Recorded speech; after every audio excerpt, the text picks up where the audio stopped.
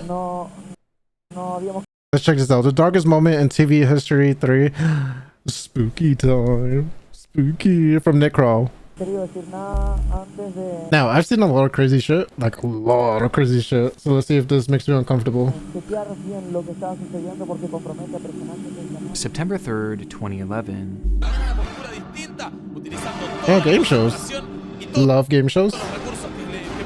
The Chilean It's news good? station TVN Fuck yeah. is hosting I think this might be like my favorite series from him. Even though I've only seen one video, but still. The darkest moments. a live game show called KA7, or 7th Street, Uh-huh. in which young adults compete in a series of challenges to avoid being eliminated, with the winner going on to eventually earn a cash prize. In Chile, the show was considered a success during its run, though it was never anything too out of the ordinary, especially as far as game shows go, and many familiar with it would probably be surprised to see it discussed in a video like this, as its family-friendly setup made it the last place you would ever expect to encounter a dark TV moment. Oh, wow. And for most of its run, this was true, except for that fateful September day. What happened? Probably happened to her. Or her. Oh. Nos acaba de llegar una información muy difícil de entregar. Uh-oh.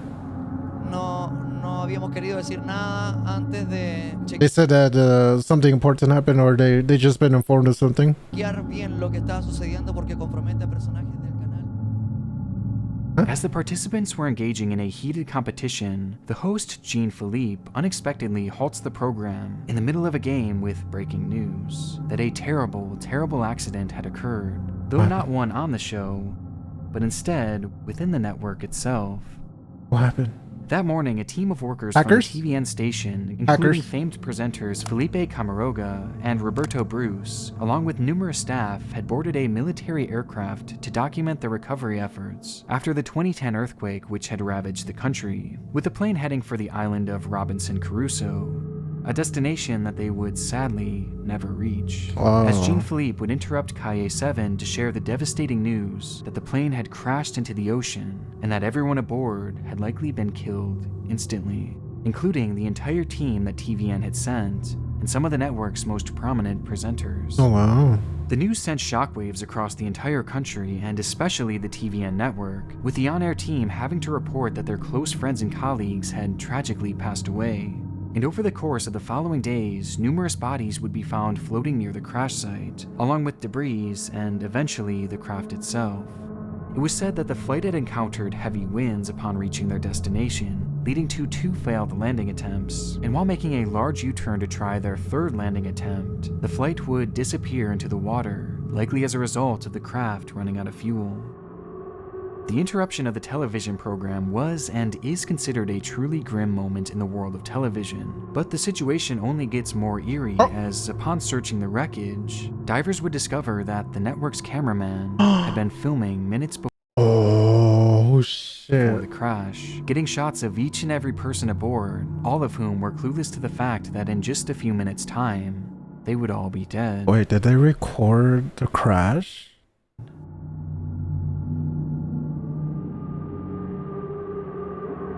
Oh, that's crazy.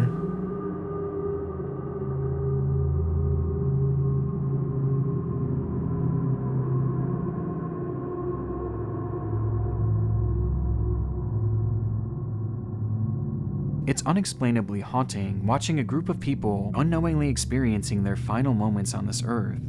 But evidently, this footage wasn't the only morbid discovery. Uh-oh. And it is surprising that they were able to retrieve that. Well, I mean, it hit the ocean, so... But still.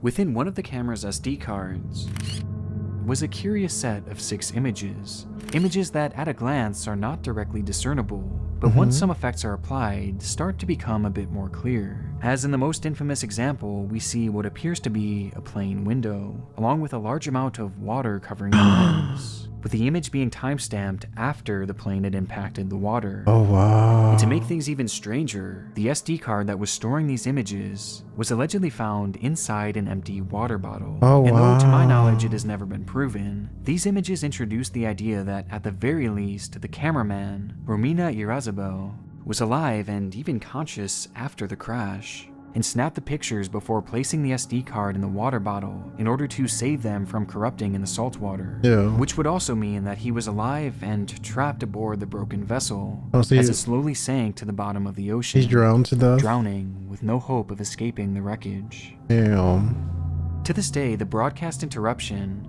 the footage, and the haunting unexplained final images cultivate into what can only be described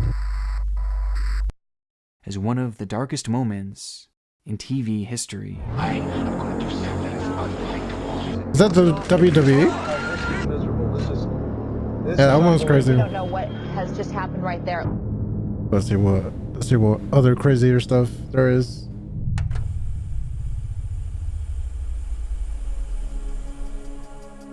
All across my channel is endless proof that the internet can be a dark, Yeah. exploit your private information, or you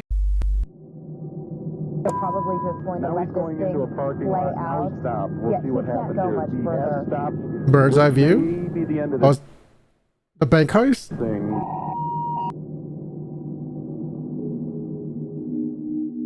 We have one helicopter that is no more than 300 to 200 feet above this white Bronco that O.J. Simpson is in at this time.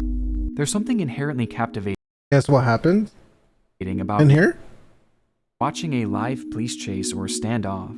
Perhaps it's the danger of it all. The If it's the bank heist one, I forgot when, 1970s, where he offed himself live. feeling that at any moment, anything can happen, as you sit there watching it all unfold with no way of knowing how it'll end. Oh, okay. Now, some of these turn out to have comedic finales, going on to gain notoriety for just how outrageous they are. This is like a comfortable stroll that this guy's just taking through the neighborhood. Somebody, making the Brother activated the cheat codes, man. decision said, just let this guy go. While others conclude in complete disaster.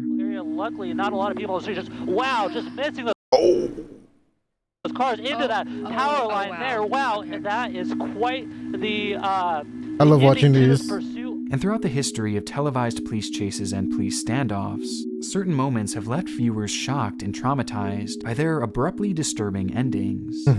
With one of the most recognized examples coming from all the way back in 1998, in the world's capital for this type of content. This is Today in LA, first edition, with Carla Arago.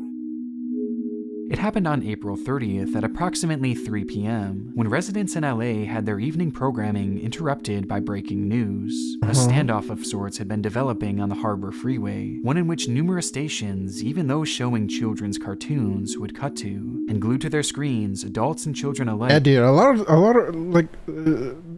of things could happen on like this type of stuff. Either he offs himself, he jumps, or would I don't watch know. as 40-year-old Daniel V. Jones.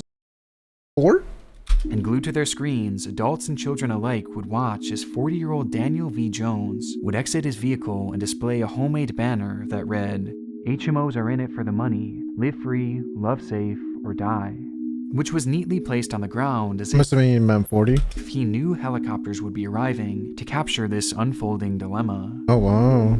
Daniel had been sick with cancer for some time and had just recently been diagnosed with HIV, something Oh, yeah, dude. that he only blamed himself for. However, these illnesses led to a growing disdain for HMOs, or health maintenance organizations, and he would express his displeasure for them in a phone call to 911 at the very beginning of the incident.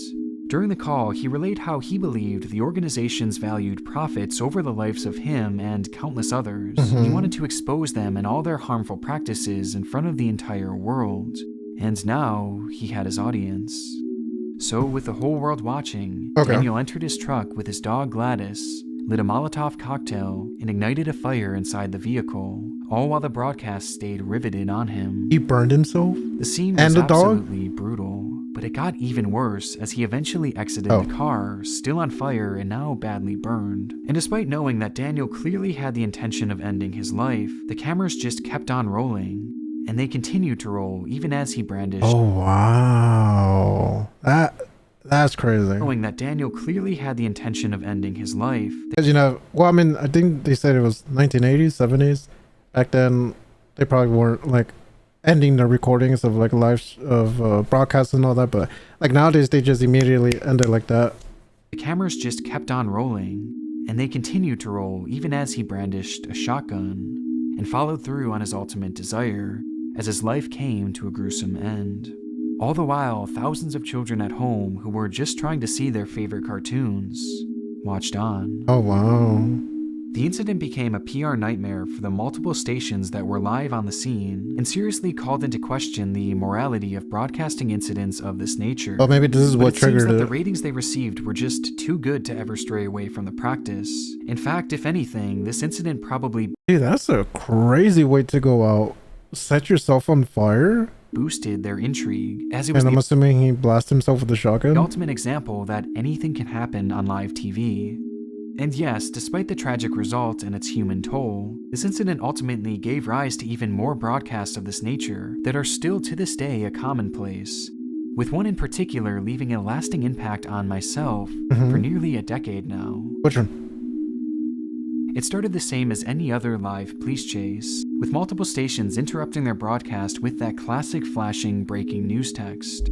It was the 27th of July, 2007 in Phoenix. Oh, I don't think I've ever seen this one. Arizona, where we're thrust into the action of a high-speed... If it affects Nick, oh, this must be crazy. ...chase occurring at roughly 12:30 p.m. According to the broadcast, this white pickup truck had crashed into a police cruiser upon being pulled over and took off for unknown... Guess what happens here? He has a tank in the back. I don't know. Probably set something on fire. To the action probably like kamikaze or something. High-speed chase occurring at roughly 12:30 p.m. According to the broadcast, this white pickup truck had crashed into a police cruiser upon being pulled over and took off for unknown reasons, prompting not only a hefty response by local police, but local news stations as well, as after only a few minutes, news helicopters were already in the sky, streaming the whole situation out to the world. At some point in this chase, police were able to use a spike strip and seemingly shred all the tires from the man's truck, prompting him to slow down drastically and eventually bring his car to a complete stop. And it looks like they're probably just going to let this thing play out. Yeah, he can't go much further.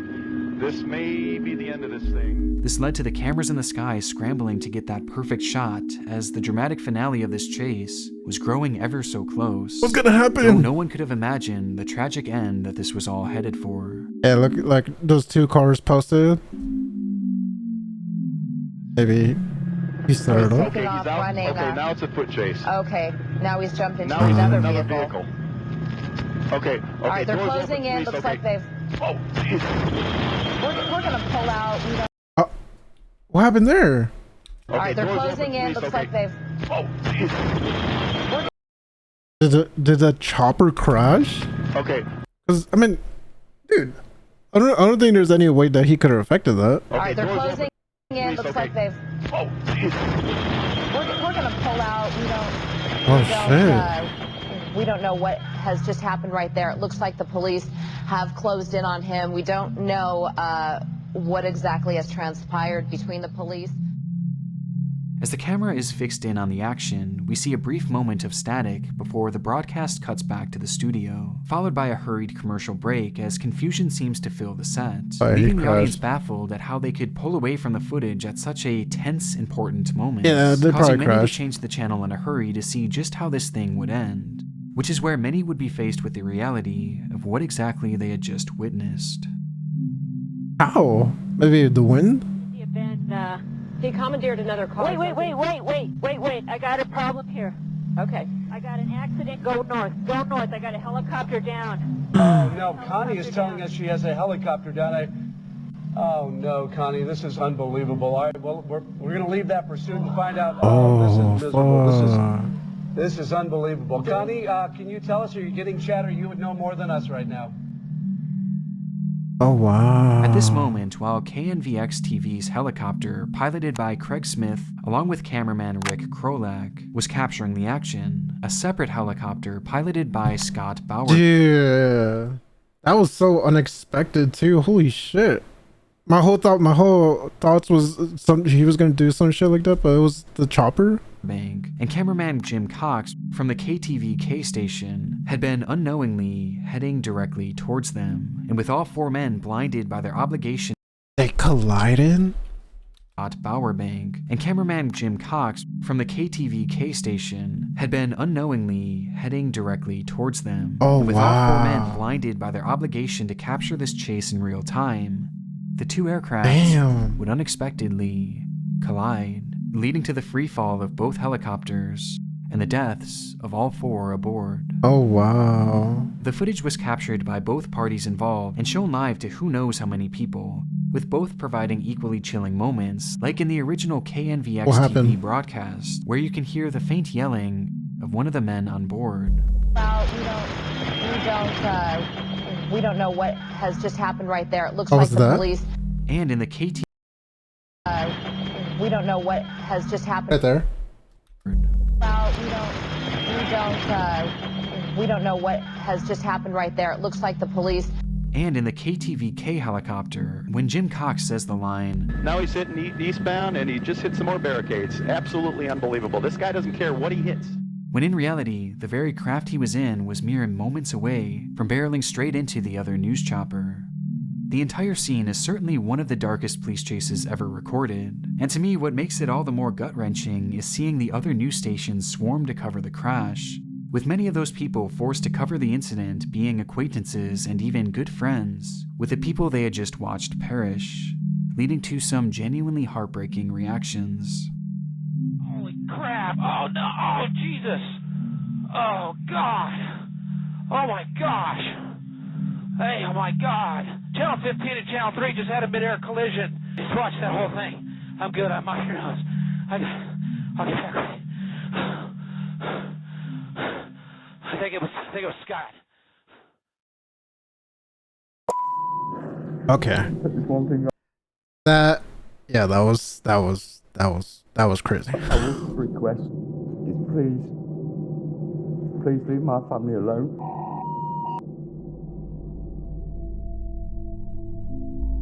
Nearly 18 years ago now, a strange phenomenon hit British tabloids as the papers began to report on a seemingly mundane man named Mick Philpott. As far as I could tell, he never seemed to go out of his way to acquire this fame, but rather the lifestyle he lived caused it to occur organically, and for all the wrong reasons. The then nearly 50-year-old man had recently become a father of 15, with the children split up between 5 different women, 2 of which he took turns living with in a sort of love triangle situation. And if the living arrangements and the sheer number— I know this one. Yeah, I think I heard this, or I've listened to this on a podcast. Of kids wasn't intriguing enough, he further gained infamy thanks in large part due to his Maury attitude or some show on working, as he refused to get a job and instead would allegedly scheme his way into getting exponential amounts of government benefits. And he did so all the while his pregnant wife— I've never seen them before. Like, I've heard their voices, but I've never seen them. And his pregnant girlfriend carried out full-time jobs. It's easy to find their living arrangements strange and maybe even a bit comical, Jerry? but behind it all was actually a very legitimate dark side, as Mick had a habit of finding young, vulnerable girls to essentially groom and impregnate. His now wife Marie was just 18 years old at the time they began dating, and she was one of the older ones, as when he was 37, he struck up a relationship with a 14-year-old girl, who eventually ran away with him at the age of 16. Oh, and this dark side of his gets worse when it's revealed that he was also a notorious domestic abuser, slapping and violently beating his past partners on numerous occasions, including one instance when he stabbed his ex-girlfriend 12 times, before then turning the knife on her mother, who attempted to step in and help. Okay, I don't think I know this one. His reason for doing this? Well, he didn't like that she spent so much time watching over a baby she was caring for. Thankfully, despite the traumatic injuries, the mother and daughter would survive the attack and go on to live normal lives. And because of this assault, Mick would receive the staggering prison sentence of 7 years. And by the 80s, he was a free man, continuing his nefarious activities all the while. For lack of a better word, Mick was a menace, who somehow was not only a free man after all the crimes he committed, but was also having his entire life funded by the very government that should have locked him away for so much longer. And with his name now in the press, mainly for his number of children, he would use his platform to complain that the benefits he received weren't enough, and that he wanted even more. This caused an even bigger stir in the tabloids, and it was only a matter of time before someone called him up to appear on TV. There with it Mick is. and his two lovers eventually being Jeremy Kyle. I think this episode is not even available to watch anymore. onto the Jeremy Kyle show, I think. where Mick's temper would be put on full display. Yeah, this show, this show is actually fire as fuck. The host, I like this host compared to like the other people because he talks shit. Me, I said your kids, when they came here today, were well behaved and well mannered and well groomed. No newspapers said that, so you should be apologising to me because I hadn't even started on you. Listen, you want to start? You start! You Oh. start! Do back here!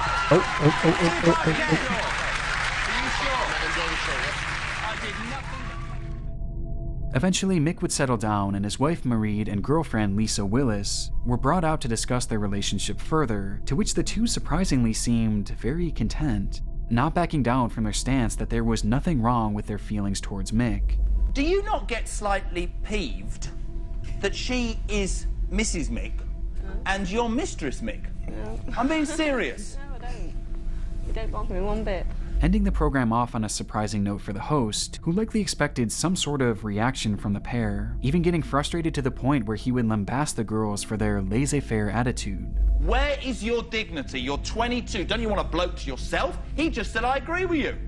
When you grew up, did you think you were going to share your bloke with another woman? I didn't actually know. But two mums is better for all the kids.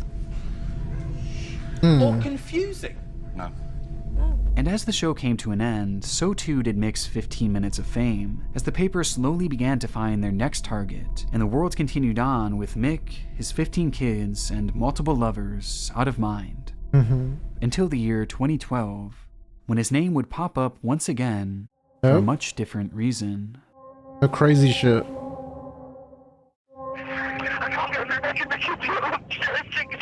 Yeah, Terrace House. Yeah, we've got the police on the way. Have you any idea what's caused the fire? I've no idea, mate, but it's not up by the alarm.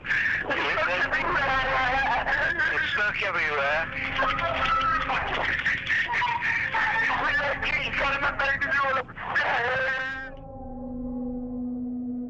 On May 12, 2012, Mick's home would catch on fire in the dead of night, while he, his wife Marie, and their many children were sleeping peacefully. In the panic, the couple managed to escape with some of their kids, but tragically, 6 of them, all of whom were below the age of 10, Jesus Christ, passed away in the blaze, having been stuck upstairs and inaccessible to any form of rescue. By the 16th of May, the story had reached far and wide of the tragedy that unfolded, with Mick and Marie garnering widespread community support. Locals in the area would even band together and raise the money for the children's funeral, prompting the emotional pair to give a heartfelt thank you through the media. I've actually been down to our home, and what we saw, we just cannot believe it.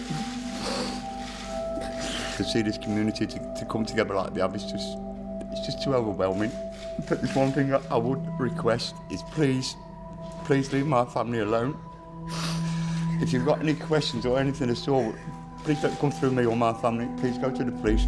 And for many, this would have likely been the last they'd ever hear of this broken family, had it not been for a single discovery found within the home's debris. I forgot what happened. While sifting through the burnt remains of the house, police would discover gasoline in the mailbox, which when found at crime scenes is typically associated with arson. And coincidentally, the very morning of the fire, Mick just so happened to have a court hearing to obtain custody over he and Lisa Willis's children, the second woman who had appeared with Mick on the Jeremy Kyle show. Given that the general public had immediately stopped caring about this family after their appearance on TV, not many knew that Mick and Lisa had actually split up in the following years and were in the midst of a bitter custody dispute, leading to speculation that Lisa may have intentionally set Mick's home on fire as some sort of vindictive act. Or at least, That's what Mick wanted us to believe. What did you say? Tell me what you said to him. What did you say about me trying to get in? You tried everything you could to get in. I said to him I wanted to run through the flames, up the stairs. What did you cry when you were saying it? How bad? Not really, really bad, but I did cry. That's hysterical. There's a fingerprint on the window. That's it. A few discrepancies. That's all it is. It's my fault that the family's gone. It's my fault we lost our children. Upon doing an in-depth investigation, which included bugging a hotel room that Mick and Marie were staying in, police would eventually capture a verbal confession that proved the married couple had actually been the ones to initially set the fire, along with their friend Paul Mosley. But why? Well, their goal wasn't actually to kill the children. It was instead to save them. In reality, they had planned on setting the fire in a way that Mick and Marie could swoop in at the last minute and save all the kids, as a way of making them appear as heroes, before going on to pin the fire on Lisa, and in turn having her arrested while they obtained custody of her children. Oh, wow. It was an evil plan that was made so much worse when the fire spread too quickly, making the rescue of the children upstairs almost immediately impossible. And in his desperate attempt to gain even more children under his roof, Mick ended up killing 6 of his very own. Damn.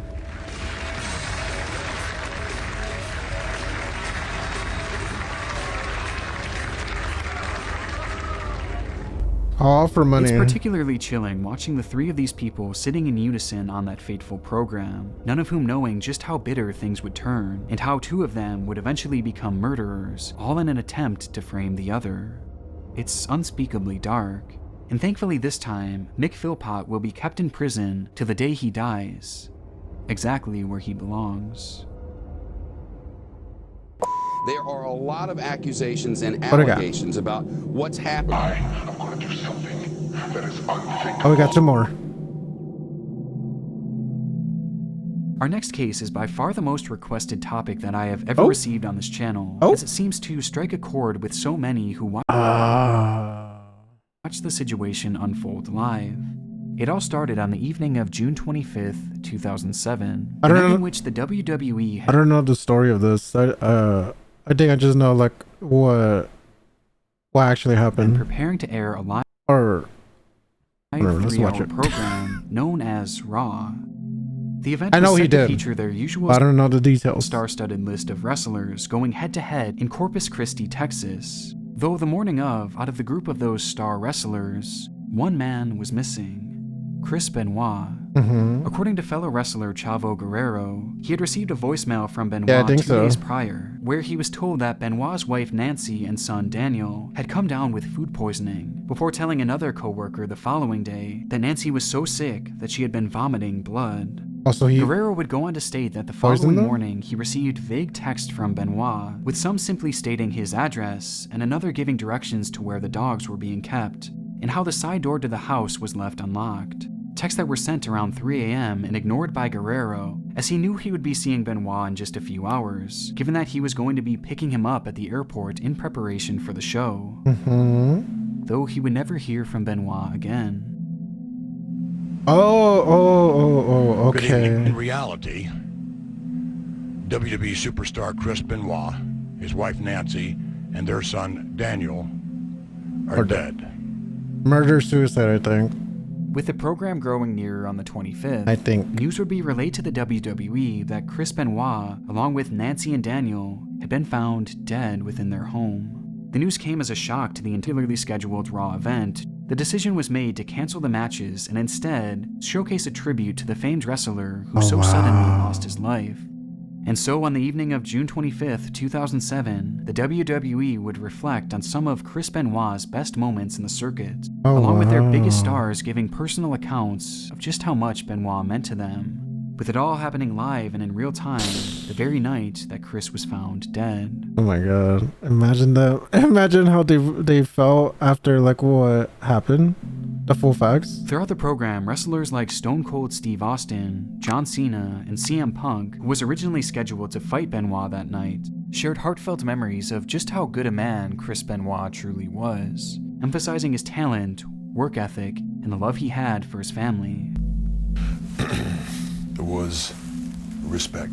It meant everything to him. Respect for this business, respect for the fans, respect for the wrestlers, respect for his family, respect for himself.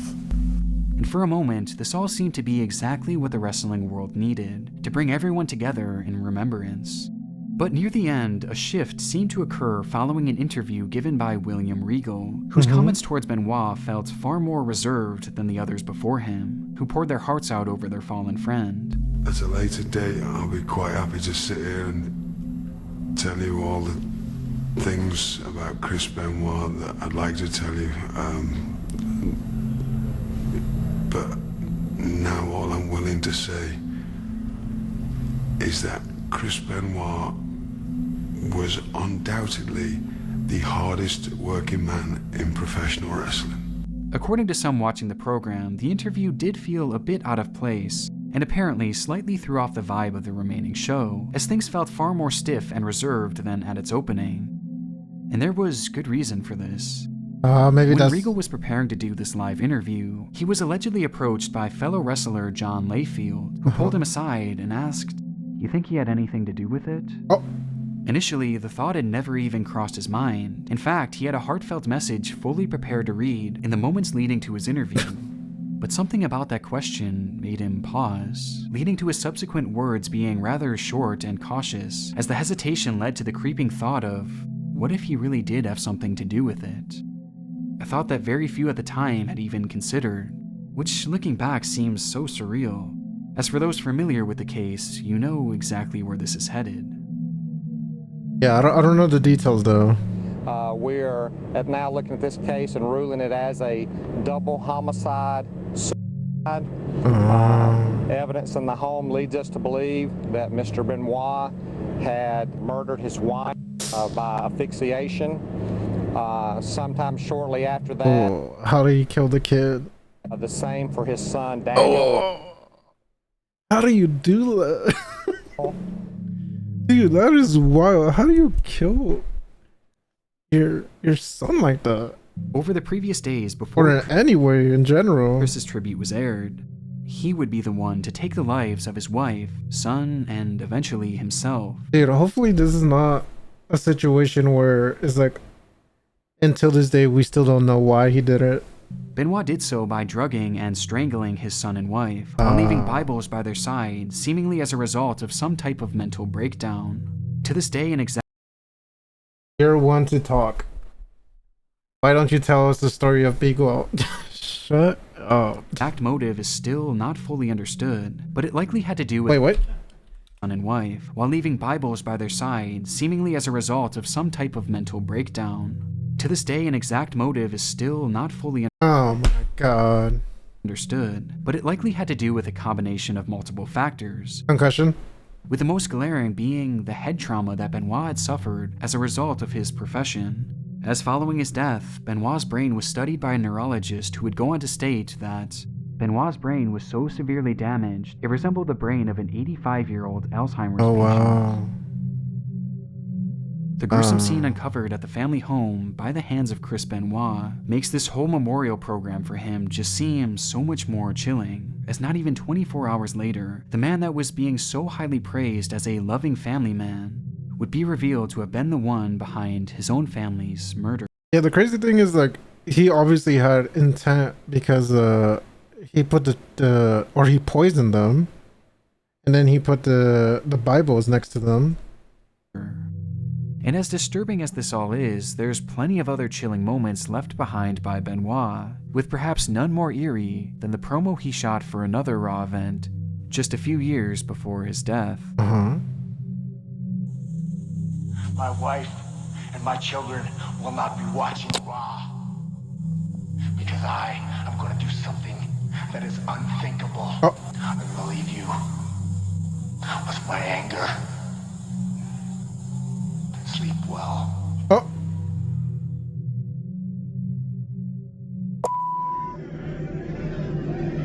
Jesus. July 7th, 2012. Okay, Carl. The last one, I believe. 50,000 soles. Television host Beto Ortiz opens up the very first episode of a brand new TV show called El Valor de la Verdad, or The Value of Truth. Throughout its airtime, the show would challenge contestants to answer a series of questions honestly, while strapped to gaming after? I don't know. Polygraph test. The test then The monitors design detector thing is kind of making me tired.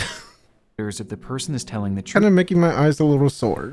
Truth or not. And with each correct answer, you earn more and more money until you either choose not to answer a question. Also, like, I think Who Wants to Be a Millionaire?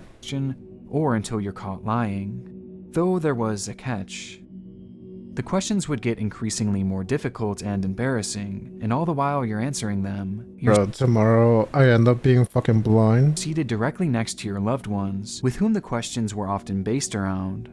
The whole program is incredibly cringe-inducing, but in a way that you can't quite take your eyes off. And in Peru, The Value of Truth was poised to become a breakout hit, thanks in large part to the success of this very first episode. In it, we're introduced to the contestant Ruth Thalia Sea Sanchez, a 19-year-old call center employee hoping to gain fame from the show, while being accompanied by her parents and boyfriend Brian Romero Lavea, and they could not have selected a better inaugural participant. Up until this point, Ruth had lived her life in a state of poverty, and the type of money offered by the program would be life-changing for both herself and her family, which might explain her openness on air, as throughout the entire program, Ruth answers each and every question with painful honesty. In one moment, she admits that she wishes that she were white, and in another, she stated how she was often embarrassed by her parents' manners, which she says as they sat directly she's gonna commit Sudoku across from her.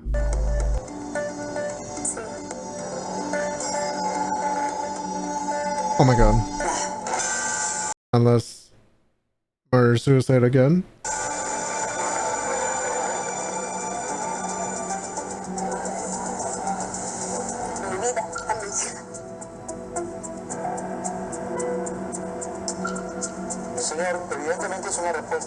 You can feel the tension as each answer seems to drive a dagger into her parents' hearts, eventually leaving her mother in tears. And it only gets more painful from here as she was asked, "Are you with your crush until someone better arrives?" To which she says, yes, with her boyfriend watching on just feet away. Yo!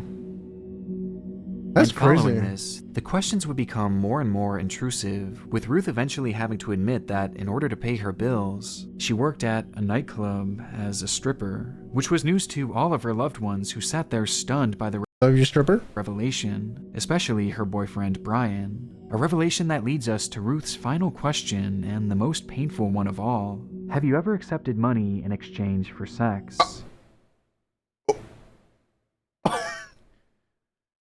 Yeah, this is kind of a fucked up show.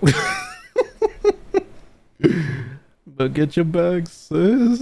A question which she would answer yes, before promptly ending her time on the show 3 questions away from the finale. Look at the father. Se retira. Yeah, look at the host. She's like, this bitch. A question which or maybe he feels very uncomfortable now. Would answer yes, before promptly ending her time on the show 3 questions away from the finale. Me retiro. Se retira. Me retiro. Oh, that's where she ended. Yo, brother, you could just tell fuming, disappointed. The whole ordeal left everyone, including the audience, completely stunned. On one hand, many applauded Ruth for being so honest, and on the other, she was criticized for putting her There's an American version? family and her boyfriend specifically. Wait, were they hugging her?